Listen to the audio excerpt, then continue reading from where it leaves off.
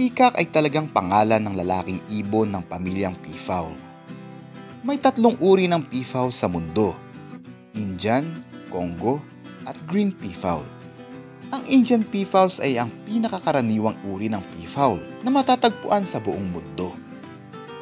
Ang mga peacocks o lalaking ibon ay kilala sa kanilang makulay na pagpapakita ng mga iridescent na balahibo sa buntot. Ang mga peacock ay maaaring lumaki ng hanggang 5 talampakan ng haba. Ito ang isa sa mga pinakamalaking lumilipad na ibon sa mundo.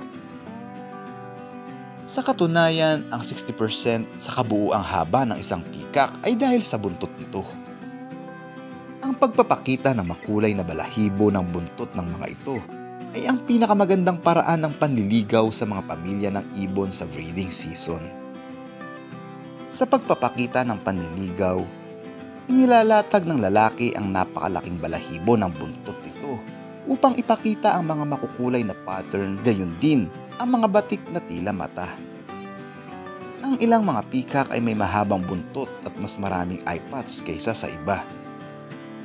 Ang babaeng peafowl o peahen ay pumipili din ng peacock na may mahabang buntot at mas maraming batik na tila mata. Depende sa anggulo o reflection ng liwanag, ang kulay ng mga balahibo ng buntot ng peacock ay nagmumukhang kakaiba. Thank you very much mga katrops! May nais ka bang ibahagi na kaalaman tungkol sa video na ito? Just comment down below sa ating comment section. Mag-iwan ka na rin ng thumbs up dyan.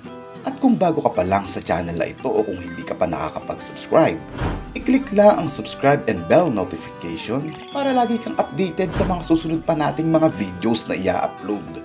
Hanggang sa muli mga katrops!